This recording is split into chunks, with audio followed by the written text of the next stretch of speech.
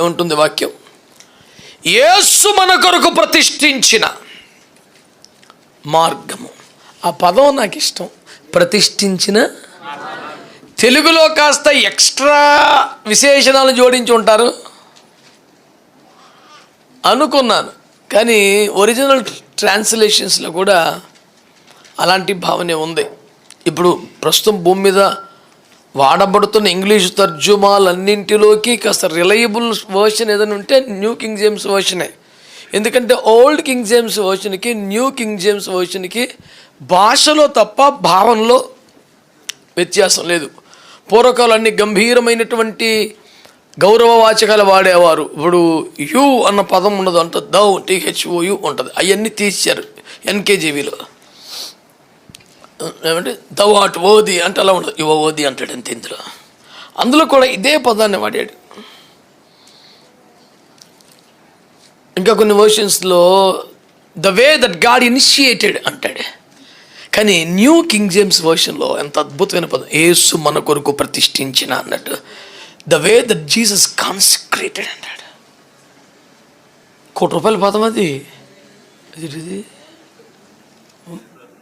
Pastor గారు LG phone కొనుక్కొచ్చాడు, దాన్ని vibration పెడితే ఇంత అలవాడు ఉంది. అది ఒక మాదిరి గుండు చొప్పుడు అయితే జోబులో ఉండగా వైబ్రేటర్తో చచ్చిపోతాడు. నేను చెప్పాను, అయ్యా ఇది ఒక్కటిసారి నేను చంపేస్తాకి నువ్వు అర్జెంట్గా ఫోన్ తీసేయి అంటే, చర్చిలో డిస్టర్బెన్స్ ఉండకూడదని వైబ్రేషన్లో పెట్టానన్నా అన్నాడు. ఎవ్వడికి డిస్టర్బెన్స్ లేదన్నా, నువ్వే చచ్చిపోతావు. ఆ చిత్ర మిషన్ వచ్చిన సౌండ్ అవుతుందండి, అది అంటే ఏమైపోయిందని ఇంత వింత ఫోన్లు కొంటున్నారా బాబు. యేసుక్రీస్తు మన కొరకు ఏర్పాటు చేసిన మార్గం ఏదైతే ఉందో దాని స్వభావాలు తీరుతనుల గురించిన కులంకుశమైన చర్చ చేయాల్సిన అవసరం ఉన్నది.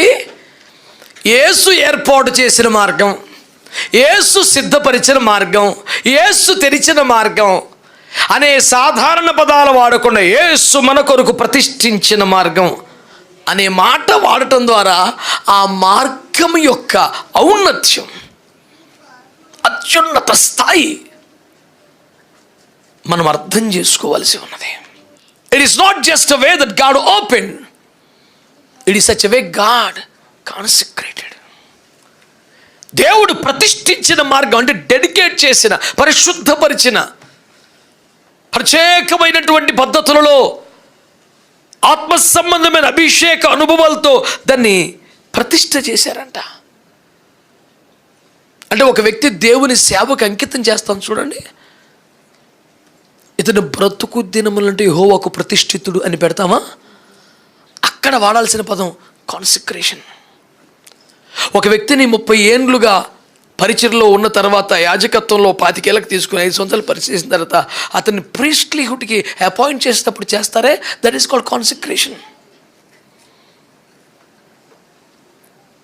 That was more than atonement, చాలా. ఇక ఈ శుద్ధీకరణ, అభిషేకం, ప్రతిష్ట ఇలాంటి వ్యవహారాలలో అది పై స్థాయి పదం అన్నమాట. దాన్ని దేనికి వాడారు? ఒక వ్యక్తిని సేవకు కాన్సక్రేట్ చేస్తారు, ఒక స్థలాన్ని సేవకు కాన్సక్రేట్ చేస్తారు. ఆ స్థాయిలో ఈ మార్గము it is not just a way but it's consecrated way. ఆ పదము యొక్క ఔన్నత్యము, దాని స్థాయి మనకు అర్థమైతే ఇది యథాలాపంగా, కాకతాళీయంగా, నూతనంగా తెరిచిన ఒక మార్గముగా మనం భావించము.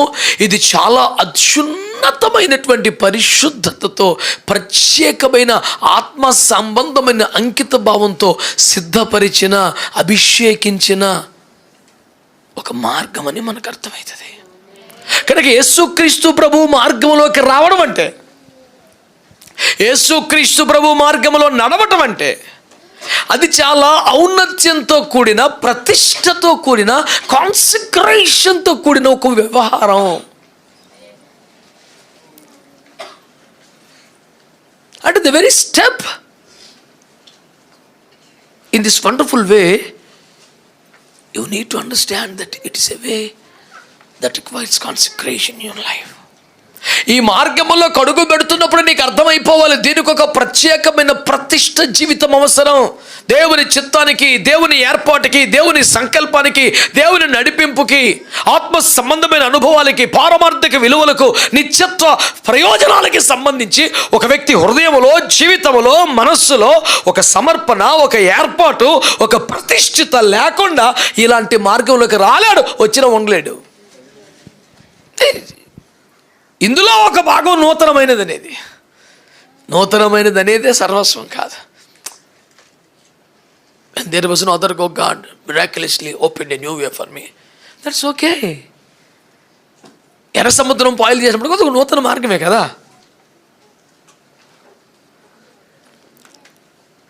ఒక మనిషి పాప క్షమాపణ పొందడానికి, దేవుని వద్దకు వెళ్ళడానికి ఏ మార్గములో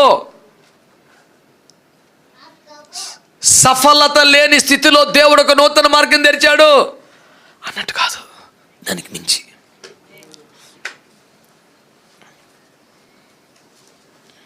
ఇలాంటి ఒక మార్గం నీకు దొరకడానికి బలి అర్పణం లేకుండా, ఆమేన్, మానవ ప్రయత్నాలు అపరిమితంగా అవసరం లేకుండా, without any human efforts we can reach out God. ఏమైనా చిన్న విషయమా అది?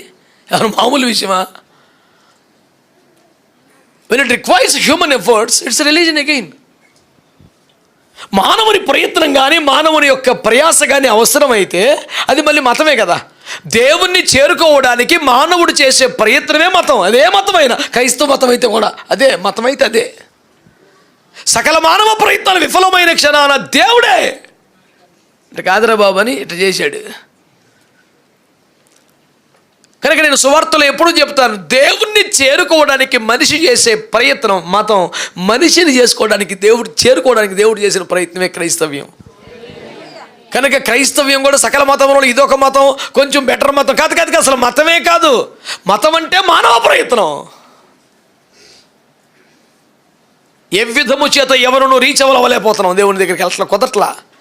ఇటు కాదురా బాబు అని ఆయనే దిగి వచ్చి మొత్తం సెట్ చేశాడు. ఆమేన్. కనుక మనకు బదులు మన స్థానములో దేవుడు, మనం చేయాల్సినవి దేవుడు చేయాల్సినవి రెండు చేసేసి మొత్తం క్లియర్గా ఏర్పాటు చేసి పెట్టాడు.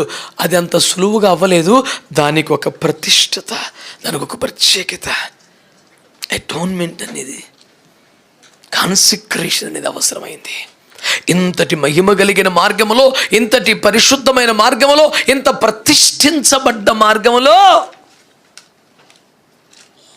ప్రయాణం చేయడానికైనా ఒక ప్రత్యేక కృప కావాలండి. ఇందులో నడవటం అంత ఆషామాషి సంగతులు కాదండి. ఆ మధ్య చైనాలో చాలా భయంకర లోయలకు మీద 2 కొండల పైన ఒక బ్రిడ్జి కట్టి ట్రాన్స్పరెంట్ గ్లాస్ వేశారు. దానికి సంబంధించిన వీడియోలు ఎట్లా వైరల్ అయినాయి చూశారుగా. గబగబా నడిచేయటం, అక్కడ దాకా వచ్చి కింద చూసేపటికి మొత్తం కనపడటం, ఇంకా అర్జెంటుగా దోపని బోర్లు పడిపోవడం ఒకటే బ్రిడ్జి మీద. చచ్చిపోయాం, అంత భయం వేసిపోయి. ఒకరిద్దరు చచ్చే ఉంటారేమని పెద్దలు కంగారు చూస్తే నాకు.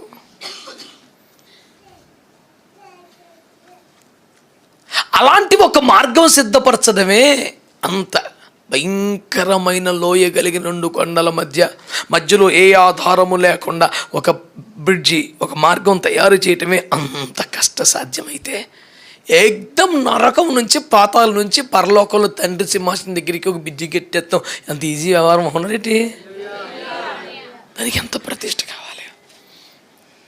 ఏ క్లాస్ అని నోటేసి జాతికి అంకితం చేసినట్టు ఆయన ఒక మార్గం తెరిచి దానికి ఒక ప్రతిష్ట చేశాడు. It is such a beautiful way opened by Jesus himself, but he consecrated that way for us. Amen. కనుక ఏదో మంచి రూట్ దొరికింది, కొత్త మార్గం దొరికింది, మరి ఆ మార్గాల్లో వర్కౌట్ అవ్వలేదండి, చాలా చేసామండి, పలు విధ పథముల రసి ఫలితమేమి గానాలేక సిలువ నీడను చేరితిరానే, సిలువే నా శరణాయను.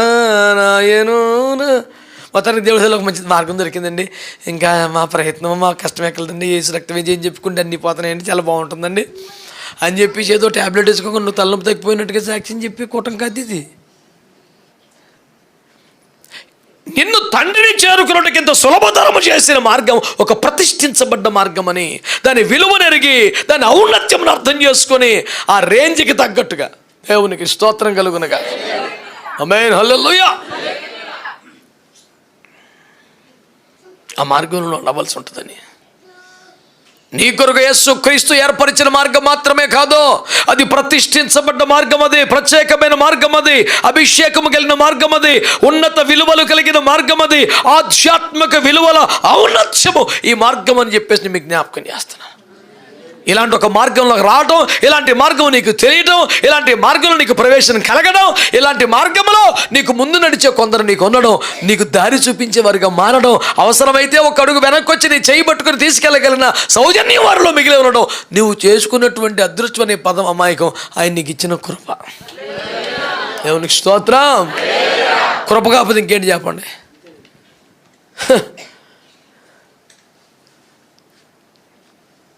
నా ప్రారంభ ఆధ్యాత్మిక అనుభవాలలో యాకోబు కలలో నిచ్చెన కనబడిందని, దేవదూతలు ఎక్కుచూ దిగుచూ ఉన్నారని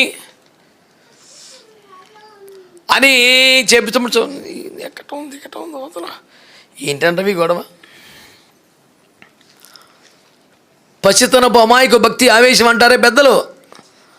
అలాంటి కాలంలో ఏందబ్బా. అప్పుడు ప్రభు నాతో మాట్లాడిన ఒక ఆదరణ మాట, నువ్వు పద్దనరామాన్ని ఫిక్స్ అయిపోకుండా, నువ్వు ఫిక్స్ అయిపోయిన పాత టార్గెట్లు పెట్టుకుని వెళ్ళిపోకుండా, నువ్వు ఆగి నువ్వు కోరుకున్న మార్గంలో కాక నేను చూపించిన మార్గంలో ఉండడానికి ఇష్టపడి నిచ్చెన ఎక్కడానికి ఇష్టపడితే, అటు ఇటు కూడా ఎక్కి దిగే దోతలు ఉన్నారు, నువ్వు ఎక్కడ తూలిపడినా బలపడ్డా నీకు సపోర్ట్ దొరుకుతుంది అబ్బాయి, నువ్వు ధైర్యంగా నిచ్చెన ఎక్కిమని చెప్పారు. ఎందుకు కదా ఇల్లు ఉన్నారనిపించి నేను ఎక్కిపరేషన్ వేసి రక్తం ఇచ్చి.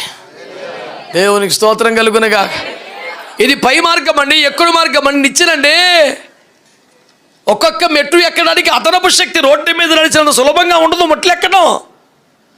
ఎక్కుతున్నా కొద్ది శక్తి తగ్గుతూ ఉంటుంది, ఎక్కుతున్నా కొద్ది కాళ్ళు వణుకుతాయి, కానీ ఎక్కుతున్నా కొద్ది గమ్యం దగ్గర అవుతుంటుంది, యేసుప్రభు దగ్గర అవుతుంటాడు, ఆ మజా వేరుగా ఉంటుంది యేసు రక్తం ఇచ్చి. మీకు అది అర్థమైతే ఇదంతా పోతుంది. దేవునికి స్తోత్రం చెప్పండి. హల్లెలూయా. కిందకు చూస్తాయి బాబోయ్ అనిపిస్తుంది, పైకి చూస్తే ఆహా అనిపిస్తుంది. ఇడిచి కొడితే 10 మెట్లు మనం చదువుకున్నాం అపోస్తుల కార్యంలో. మారు మనసు, నీటి బాప్తిసం, పరిశుద్ధాత్మ నింపుదల, వేరుబాటు జీవితం, అపోస్తుల బోధ, సహవాసం, రొట్టెవిచ్చట, ప్రార్థన జీవితం, ఉపేక్ష, వైరాగ్యం, పరిపూర్ణత. ఒక్కో మెట్టు ఎక్కుతుంటే చాలా కష్టంగా, నా వల్ల కాదేమో, ఇంకా కంటిన్యూ చేయలేనేమో, దిగిపోతానా, తూలి పడిపోతానా అనిపిస్తూ ఉంటుంది. కొంచెం ఓపిక పడితే యేసు రక్తం ఇచ్చే మనం చెయ్యి అందుకోవడానికి యేసు ప్రభు సిద్ధంగా ఉన్నాడు. హల్లెలూయా, హల్లెలూయా. నీకు ఎంతసేపు ఆ చూపు ఉంటే మంచి ఉద్యోగం ఎక్కుతావు. ఇటు చూసామనుకో ప్రభువా నశించుచున్నాను అని కేక వేయాల్సి వస్తుంది. యేసును చూసి నడుద్దామా, గాలిని చూసి మునుగుదామా, ఫిక్స్ అయిపోవటమే. రాజబాబు గారి పాటలో ఆ మాట చెప్పారు, ఎంత దూరమైనా ఎంత భారమైన యేసు వైపు చూడు తీరిపోద్ది భారం. అసలు చూస్తేనే 4 మెట్లు ఎక్కావు, ఇంకా 6 మెట్లు ఎక్కాలా. అయ్య బాబాయ్, అటు చూడు పైకి ఒకసారి. ఆయన ముఖం చూస్తే యేసు రక్తం ఇచ్చేయి, ఇంకా మళ్ళీ వెనక చూడే పేరే పని రాదు, పరిగెత్తికెళ్ళిపోయిన పట్టుకోవాలనిపిస్తుంది. దేవునికి స్తోత్రం కలుగునగా. హల్లెలూయా. నువ్వు నడిచి ఒకవేళ అలసిపోతే కల్వరిగిరి వరకు నడిచిన యేసుని ఒకసారి చూడన్నాడు. నడిచి నడిచి అలసిపోయినావా, నడువలేక సొమ్మసిల్లి నిలచిపోయావా. నిజమే, ఏం చేద్దాం మరి. కలువరి గిరిదనుక సిలువ మోసిన నాజరేయుడేసుని ముందు నడువగా, యేసు వైపు చూడు నీ భారమంతా తీరానికి చేరు. ఇంకేం నీకు టానిక్ అక్కర్లేదు, కొబ్బరి బొండం తాగక్కర్లేదు, ఏసు రక్తం ఇచ్చేయం. చూడు ఒక్కసారి, నీ తల వద్దకు నిచ్చెన దింపిన దేవుడు అవతల ఒక్కరి మీద నీ కోసం వెయిట్ చేస్తాడు. కొంచెం ఓపిక పడి 2 మెట్లు ఎక్కువ అందుకుంటాడు నిన్ను. దేవునికి స్తోత్రం కలుగునగా. హల్లెలూయా. ఇంచుమించు ఆ కొనకు వచ్చేసాడు. చివరి పాయింట్ మీదకి వచ్చేసాడు ఏలియా. ఇంకా చాలా ప్రభా నా వల్ల కాదండి, ఇంకా నువ్వు తిప్పలు పడితే ఏం లేదు, ఇంకా తీసుకెళ్ళి అగ్ని రథాలను గుర్రాలను కూర్చోబెట్టి వచ్చాయన్నాడు.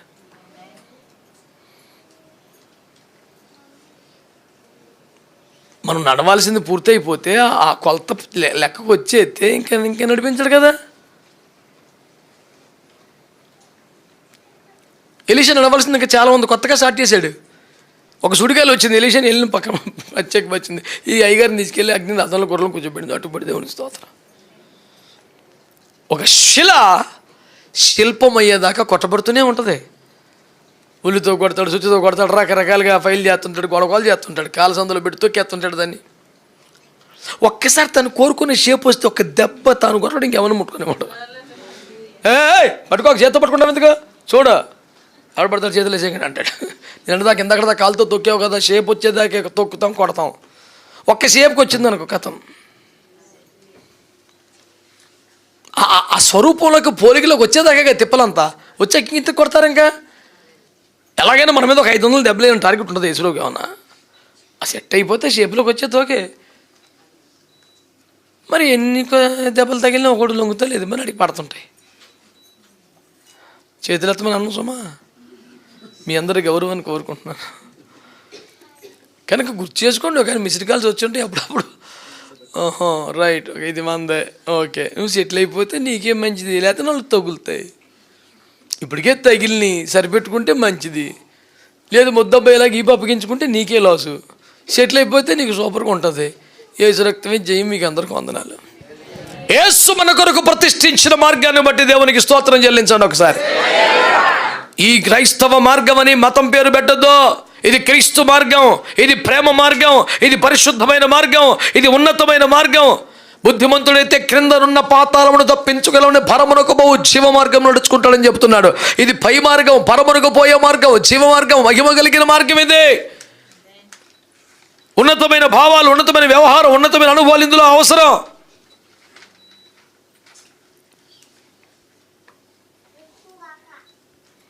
ఇలాంటి ఒక మార్గంలో నడవటానికి సాధారణ నిర్ణయాలు, తీర్మానాలు చాలవు, పని చేయవు. ఒక ఔన్నత్యానికి సంబంధించిన స్థాయికి నీకు రావాలని ప్రభు పేరట నేను మీకు మనవి చేస్తున్నాను. దేవునికి స్తోత్రం చెప్పండి. హల్లెలూయా. ఈ ప్రతిష్ఠింపబడ్డ మార్గములో ముందుకు సాగాల్సిన మనం ఈ మార్గం గురించి ఒక 3 మాటలు రాశారు అక్కడ. అనగా నూతనమైనది, జీవము కలిగింది, తన శరీరమును తెర చీల్చబడుట ద్వారా ఏర్పరచబడింది.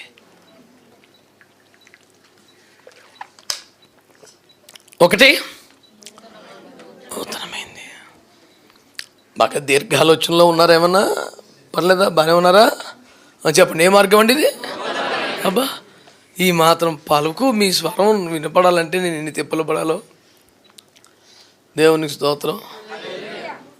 కాబట్టి దేవుని బిడ్డలారా, ఏ మార్గం ఇది?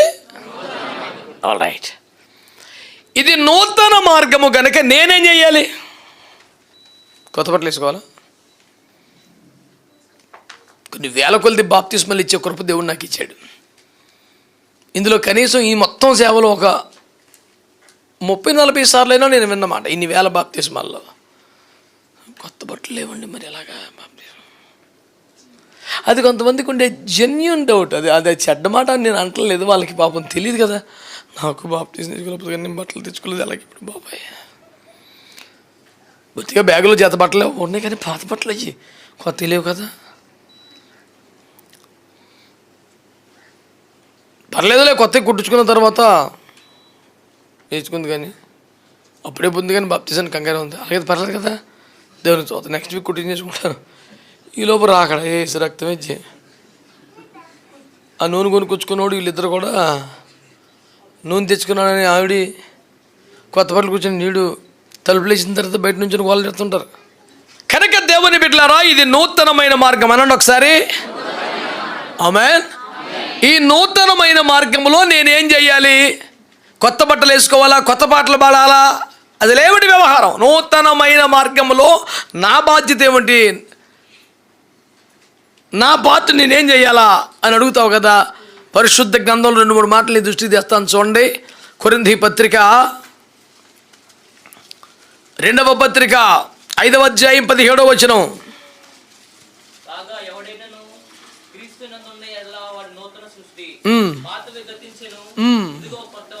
చాలండి. ఇది నూతన మార్గం కనుక మనం నూతన పరచబడాలి. అవునా కాదా?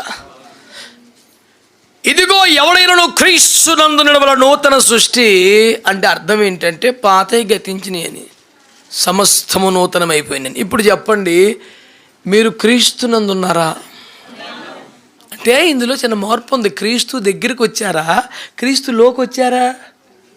అది పాయింట్. ఇంటి దగ్గరికి వస్తాం, ఇంట్లోకి రావడం తేడా ఉంది కదా. చాలామంది అవసరానికి, కష్టానికి, బాధకి ప్రభు దగ్గరికి వస్తారు, దండం పెట్టుకుంటారు, పని అయిపోద్ది, మళ్ళీ పోతుంటారు. ప్రభు దగ్గరికి వచ్చిపోయే వాళ్ళు కుప్పలు తెప్పలు, ప్రభువులోకి వచ్చే వాళ్ళు తక్కువ. ప్రభు అంటే ఏంటి? సత్యం, వాక్యం, ఉపదేశం, జీవం, పరిశుద్ధం, ప్రేమ, ఈ గొడవంతా బోల్డ్ ఉంటుంది. నువ్వు ఆ మార్గంలోకి వస్తే, నువ్వు ఆ సత్యంలోకి వస్తే, నువ్వు ఆ జీవంలోకి వస్తే, నువ్వు వాక్యంలోకి వస్తే, ఉపదేశంలోకి వస్తే, వాక్య సారాంశం సత్యంలోకి వస్తే ప్రభులోకి వచ్చినట్టు. చర్చి ముందు ఉంచిన ఫోటో దిగి చర్చికి వెళ్ళి ఎలాగవుతుంది? నువ్వు ప్రభువులోకి వచ్చావా? నువ్వు ప్రభువులోకి వచ్చిన మాట నిజమైతే దానికి సాక్ష్యం ఉంటుంది. ఏంటో సాక్ష్యం అంటే నువ్వు నూతనం అయిపోవాలి. మనం అయ్యాం మరి, ఇదివరకు ఎలా ఉండేవాళ్ళం ఏంటి అంటావు కదా. అలాగైతే పాతవి గతించాలి. నువ్వు కొత్త బట్టలు వేసి, కొత్త వేషం కట్టి, కొత్త భాష నేర్చుకొని, కొత్త బైబిల్ పెట్టుకొని, కొత్త తెల్ల బట్టలు వేసుకొని గుళ్ళోకి వచ్చే దేవునికి స్తోత్రం ప్రైజ్ ది లార్డ్ అంటే కరెక్ట్గా ఏమైనా ఉంటుంది. కానీ పాతవి గతించినాయా? మరి అవి కూడా సజీవంగా ఉన్నాయా? ఇస్కరియోతు యోధా యేసుప్రభుతో తిరుగుతున్నాడు, 12 మందిలో ఒకడైపోయాడు, క్యాష్ మెయింటైన్ చేస్తున్నాడు, అంత బాగుంది. కానీ బరబ్బతో లింకులు పోలేదు కదా. అన్నాక అయిపోవాళ్ళతో టచ్లో ఉన్నాడు కదా. అర్ధరాత్రి 1 గంటకి బల్లలో చేసి మరి అక్కడికి వెళ్ళిపోయి వాళ్ళతో కూర్చొని బేరమాడుతున్నాడు కదా. పాతవి గతించలేదు, నూతనంగా ఈ రూట్లోకి వచ్చాడు. కానీ పాతవి కూడా ఉన్నాయి. ఇదివరకు చర్చికి వెళ్ళేవాడు కాదు, ఇదివరకు పాటలు పాడేవాడు కాదు, ఇదివరకు ప్రార్థన చేసేవాడు, ఇదివరకు పాస్టర్లు కలిసేనో వందనాలు చెప్పేవాడు కాదు. ఇప్పుడు అవన్నీ చేస్తున్నాడు. కొత్తవి చాలా వచ్చినాయి, కానీ పాతవి కూడా ఉన్నాయి. లేదు లేదు లేదు పాతవి మొత్తం గతించిపోయినాయి లేవు అని సాక్ష్యం చెప్పాడు కావాలా? గతంలో పలాంది ఉండేది, ఇప్పుడు లేదు, పలాంది లేదు. ఈ సాక్ష్యం ఉందా? నేనేం చెయ్యత్తమన్నా, మీరేం టెన్షన్ పడక్కర్లేదు, కడుపులో ఫీల్ అవ్వండి. ఇది నూతనమైన మార్గం గనక మనం కూడా ఓకేనా? మరి నూతనంగా ఉండడం అంటే ఏమిటి? ఖచ్చితంగా పాతవి గతించాలి.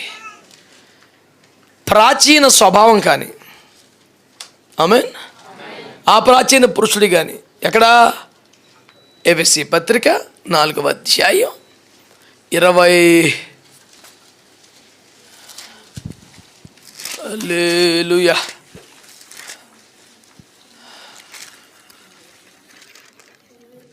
22.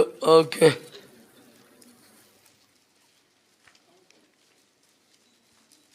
చదువుతారా? 4:22.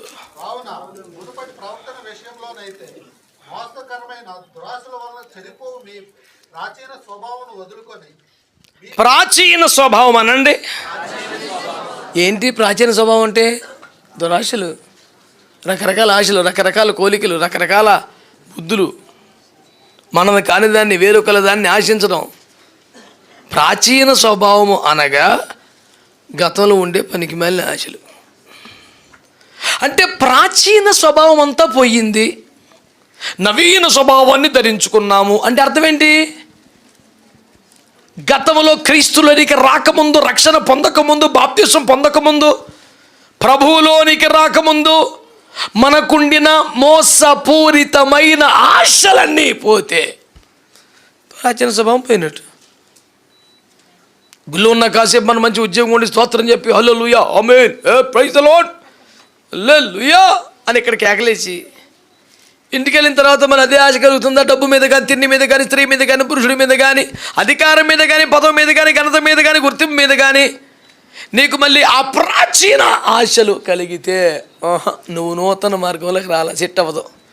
ఎవడైనా నువ్వు క్రీస్తు యేసునందుంటే వాడు నూతన సృష్టి, సమస్తము పాతవి గతించిపోయినాయి, లేవు. మోసపూరితమైన దురాశలు నీలో ఉంటే ప్రాచీన స్వభావం ఉన్నట్టే. ప్రాచీన స్వభావం ఉంటే నువ్వు నూతన పరచబడనట్టే. నువ్వు నూతన పరచబడకపోతే, నూతన సృష్టి కాకపోతే ఈ మార్గంలో లేవు. నువ్వు ఇందులోకి వచ్చావా?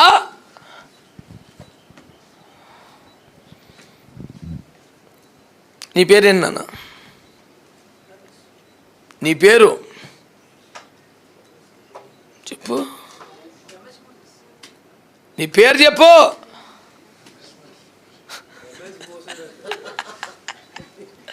అన్నగారు సపోర్ట్ చేయవలసి వస్తుంది ఏంటి చెప్పు. మరి నేను ఎందుకు అడిగానంటే, ఒకసారి అడిగితే ఏం చెప్తారు, రెండోసారి అడిగితే 30 సార్లు అడిగితే ఆయన పేరు అది ఇంకేం చెప్తాడు? అంటే తన పేరుకు సంబంధించిన నిశ్చయత ఉంటుందా, ఏమైనా కన్ఫ్యూజన్ ఉంటుందా? కన్ఫ్యూజన్ ఉండదుగా. మరి క్రీస్తునందు ఉన్నావా? అలాగే ఉండాలిగా. అది కూడా మరి నూతన సృష్టిగా మారామంటే నూతన సృష్టిగా మారామని అనుకుంటున్నామండి. మరి అంటే అలాగవుతుంది. అయితే అయ్యాం, లేత లేదు. దురాశలు చచ్చిపోయినా, మరి దురాశలు చనిపోవాలని ఆశపడతామండి. అవి ఉండాలని కోరుకుంటాం. ఏంటి పనికి మళ్ళీ లాజిక్లు కాదు, పోయినాయే ఉన్నాయా? ఈ ప్రతిష్ఠించిన మన కొరకు యేసు ప్రతిష్ఠించిన మార్గంలో ప్రధానమైనది ఇది నూతన మార్గం. ఇందులో పాతది ఏది ఉండటానికి వీలేదు, కుదరదు. ఇది నూతన మార్గం. ప్రాచీన స్వభావం ఉండకూడదు. ప్రాచీన స్వభావం అంటే మళ్ళీ చెప్పుకునే ఏంటది? దురాశ. ఓకేనా? మరొక మాట చూద్దాం ప్రియులారా, మరొక మాట చూద్దాం. ప్రాచీన స్వభావం, పాత బుద్ధులు అంటే ఆశలు అనుకున్నాం. రెండోది 1 కొరింథీ పత్రిక 5వ అధ్యాయం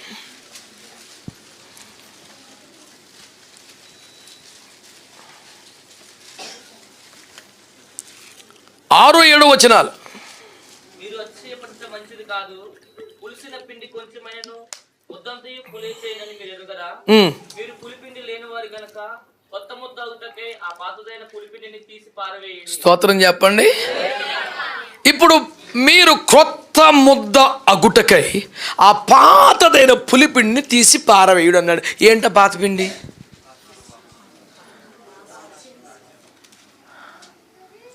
అక్కడే ఉంది కదండి బాబు, చదివారు కదా, ఇప్పుడే చూశారు కదా. అతిశయపడుట మంచిది కాదు. పులిసిన పిండి కొంచెమైన ముద్దంతటిని పులియజేస్తుంది కనుక మీ పాతదైన ఆ పులిపిండిని తీసివేయుడి. అంటే ఇప్పుడు ఏంటి పులిపిండి? అతిశయం. నువ్వు ఈ రూట్లోకి వచ్చావు, బాగానే ఉంది. దేవుని నమ్ముకున్నావు, బాగానే ఉంది. భక్తి చేస్తున్నావు, బాగానే ఉంది.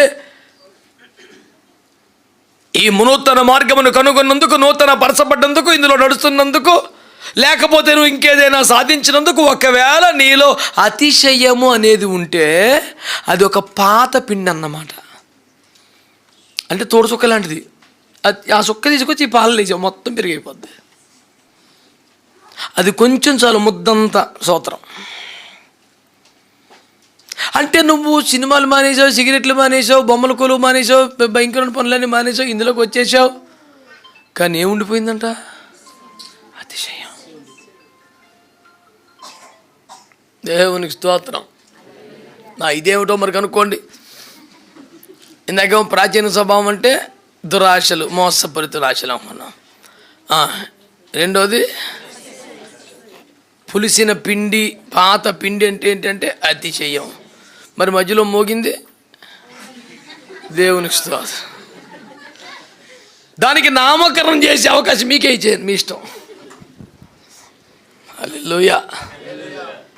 కాబట్టి ఇది నూతన మార్గం అండి. ఇంకొంత ప్రాచీన స్వభావం అంటే మోసపూరితమైన దురాశల మనలో ఉండడానికి వీల్లేదు. ప్రాచీన స్వభావము పాతదైన పులిసిన పిండి, అదేమిటట? ఇవన్నీ ఈ కార్యాలు, శరీర క్రియలు ఉండడానికి లేదు.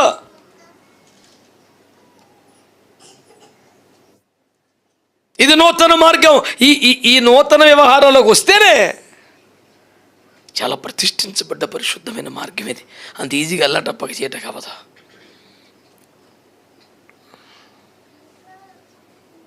లూకాసు వార్తలో 5వ అధ్యాయంలో మరొక మాట చూస్తారా? లూకాసు వార్త 5వ అధ్యాయం 37 నుండి. ఎవడును పాత తిత్తుల్లో కొత్త ద్రాక్షరసం పోయడు, పోసిన ఎడల కొత్త ద్రాక్షరసము తిత్తులను పిగిల్చును, రసము కారిపోవును, తిత్తులను పాడగును. అయితే కొత్త ద్రాక్షరసము కొత్త తిత్తుల్లో పోయవలను, పాత ద్రాక్షరసము త్రాగి వెంటనే కొత్త దానిని కోరుకుని వాడు ఎవడును లేడు. యేసుక్రీస్తు ప్రభు వారు చెప్పిన ఒక మహిమ కలిగినటువంటి ఉపదేశం ఇది. నన్ను చూస్తూ వినండి బిడ్డలారా. ఎవడైనా క్రొత్త ద్రాక్షారసాన్ని తీసుకొచ్చి పాత తిత్తులలో పోయాడు, ఒకవేళ పోస్తే కొత్త ద్రాక్షారసపు ప్రభావానికి తట్టుకోలేక పాత ద్రాక్షారసపు తిత్తులు పిగిలిపోతాయి. అప్పుడు ఆ తిత్తులు పిగిలిపోతాయి, ద్రాక్షారసం నేలపాలైపోద్ది. అలా జరగకూడదంటే పాత రసమే తాగండి అనలా, కొత్త తిత్తులు సంపాదించుకోమన్నాడు. ఓకేనా? జాగ్రత్తగా వినండి. యేసుక్రీస్తు ప్రభు వారు ఒక క్రొత్త ఉపదేశం తెచ్చారు అనండి. ఎక్కడ? కొండ మీద ప్రసంగం చేస్తున్నట్టు మీరు ఇలా విన్నారు కదా, ఇప్పుడు నేను మీతో చెప్పినది ఏమనగా, మీరు ఇలా అనుకున్నారు కదా, ఇప్పుడు నేను చెప్పేది ఏంటంటే, ఆయన కొండ మీద ప్రసంగంలో చేసిందంటే అదే కదా. ఇప్పుడు దాకా మీరు అలా అనుకున్నారు, కానీ ఇప్పుడు నేను చెప్పేది ఏంటంటే, పరలోకము నుండి ఒక నూతన మార్గాన్ని, నూతన బోధని, నూతన ఉపదేశాన్ని యేసు ప్రభు వారు తీసుకొచ్చి ప్రజలకు చెప్పారు. అది పాతకాలంలో ఉన్నట్టుగా లేదు. ఏంట్రా బాబు అంత వెరైటీగా చెప్తున్నాడు మనోడు. ఏంటి ఎదుటివాడు కన్ను పీకే పన్ను పీకే అని చెప్పారు ఎన్నడదాకా. ఇప్పుడేమో వాళ్ళని ఏమన్నది కానీ నీ చేయి నరికేసుకో, నీ కన్ను పీకి ఇదేంటి ఒకటిగా ఉంది ఇది. ఏమేమే ఇలాగైతే చాలా కష్టం అబ్బే అని ప్రజలు ఇబ్బంది పడుతున్నారంట. ప్రభు అంటున్నారు, నేను మీకు క్రొత్త ద్రాక్షారసం తీసుకొచ్చాను. ఇది పాత తిత్తులలో పోస్తే తిత్తులు పిగిలిపోతాయి, రసం నేలపోలు అయిపోద్ది. కాబట్టి పాతదే కంటిన్యూ చేద్దాం అంటలా, కొత్తదే కంటిన్యూ చేస్తాను. మరి మీ తిత్తులు తట్టుకోలేవు కాబట్టి ఏం చేయాలి? ఇప్పుడు పాత రసం అంటే ఏది? పాత బోధ. కొత్త రసం అంటే ఏది? యేసు తెచ్చిన కొత్త బోధ. మరి ఈ కొత్త బోధకి ఏం కావాలి?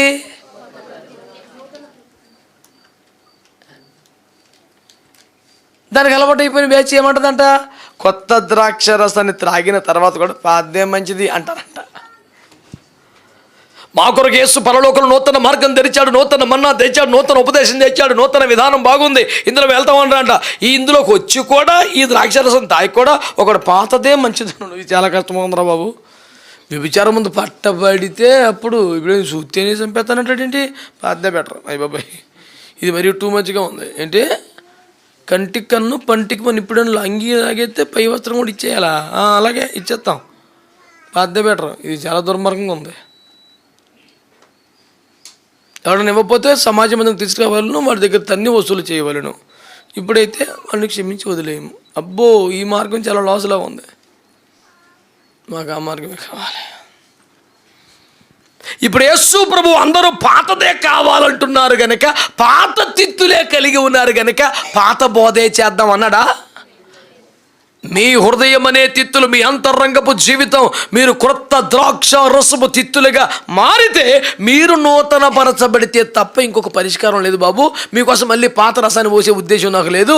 ఈ కొత్త రసం పోస్తాను, ఇది శక్తి కలిగింది, ఇది ప్రభావం కలిగింది, పాత తిత్తులను పిగిల్చి వేస్తుంది. మీరు ఎలాగొస్తే పని అవ్వదో, మీకు నేర్పిన ఉపదేశం అంతా కూడా వేస్ట్ అయిపోద్ది, మీరు తట్టుకోలేరు, నిలబడలేరు, మీ వల్ల అవ్వదు.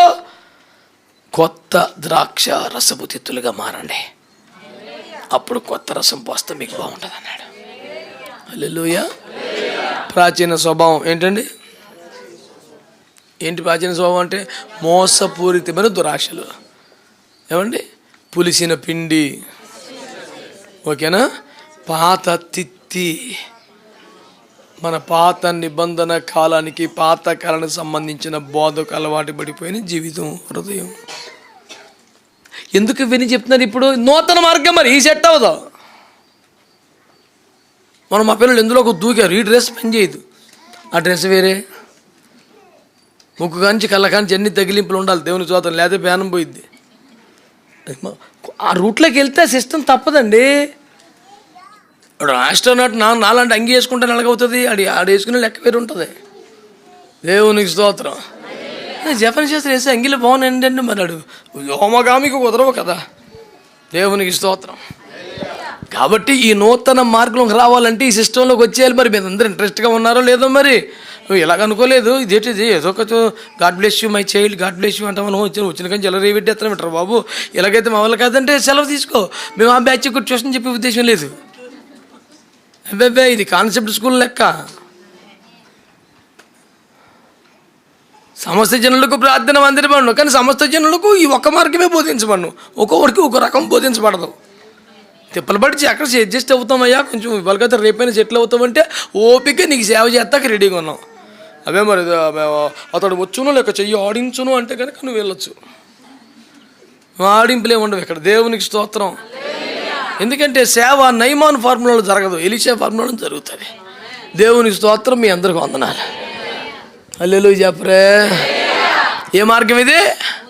నూతన మార్గం అండి. ఇందులో ప్రాచీన స్వభావంలో గొడవ గోత్రం ఉండదు. మరొక మాట కూడా చెప్పుకుందాం. మత్తయి సువార్త 2:12. స్వరం పెద్దదే. ఆ తూర్పు దేశపు జ్ఞానంలో దేవుని దూత చేత బోధింపబడిన వారై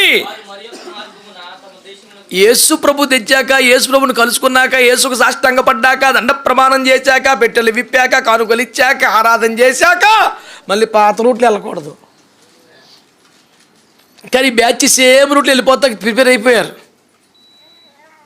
మంచి ఉజ్జీవంగా ఒక దేవదూత దిగి వచ్చి చచ్చమ్మల రూట్లు వెళ్ళబగిటివా, నువ్వు ఎన్ని తిప్పలు పడ్డావో, ఏ రూట్లో వచ్చావో, యేసు ప్రభువులోకి వచ్చాక మళ్ళీ పాత రూట్ కంటిన్యూ చేయకూడదు. నాన్న మీరేమంటలేదు, వచ్చావుగా ఏదో తిప్పలబడి మొత్తానికి వచ్చావు. యేసయ్య తారయ్యప్పటి వోలె ఎదురాయ త్రోవలో ఎంతో బురపడుచు విస్మయముందుచు ఏగైతే స్వామి కడకు. అమ్మాయి బాబోయ్, అసలు ట్యూన్లో ఒకలో ఇద్దరు ఉన్నారు. దేవునికి స్తోత్రం. గది నిండా గిటార్లే, ఒకటే ట్యూన్లో లేదు. దేవునికి స్తోత్రం. భక్తులందరికీ వందనాలు. విషయం ఏమిటంటే బిడ్డలారా, ఈ రూట్లోకి వచ్చాక మళ్ళీ యాక్చువల్గా మేము పెంటికోస్టల్ అండి, యాక్చువల్గా మేము బ్యాప్టిస్ట్ అండి, యాక్చువల్గా మేము సిఎస్ఐ యాక్చువల్గా మేము ఓరు బాబోయ్ ఇన్ని రూట్లు ఉండవు. ఇంకా దేవుని దూత చేత బోధింపబడిన ఒక నూతన మార్గంలో తిరిగి వెళ్ళిపోవాలి. మమ్మల్ని పాత మార్గం కంటిన్యూ చేయకూడదు. ఏ రూట్లో వచ్చావు, ఏ తెప్పలబడి వచ్చావు కదా, యేసుప్రభుని కలుసుకున్నావు, సాష్టాంగ పడిపోయింది, అన్నం పెట్టేసి ఉన్నాయన్నీ సమర్పించేసుకున్నావు, అయిపోయింది. ఇంకా మళ్ళీ పాత రూట్లోకి వెళ్తే ఎలాగా? 4 మాటలు చెప్పాను మీకు. ఈ ప్రతిష్ఠించబడ్డ మార్గం ఇదివరకుటి మార్గముల వంటిది కాదు, ఇది నూతన మార్గం. ఈ నూతన మార్గంలో ప్రాచీనత ఉండకూడదు, సమస్తం నూతనం అయిపోవాలి. ఏమిటవి? నెంబర్ 1 ప్రాచీన స్వభావము అనబడే మోసపూరితమైన దురాశలు. 2 పాతదైన పిండి, పులిసిన పిండి, అతిశయము లాంటి శరీర కార్యాలు. 3 పాత బోధ, పాత నిబంధన కాలంలో అందుబాటులోకి వచ్చిన బోధ. 4వది పాత అలవాటైపోయిన మార్గం.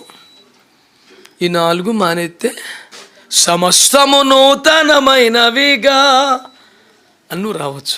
ఇదే మార్గం అంటారు. దేవుడి నూతన మార్గంలో మనల్ని నడిపించునుగాక.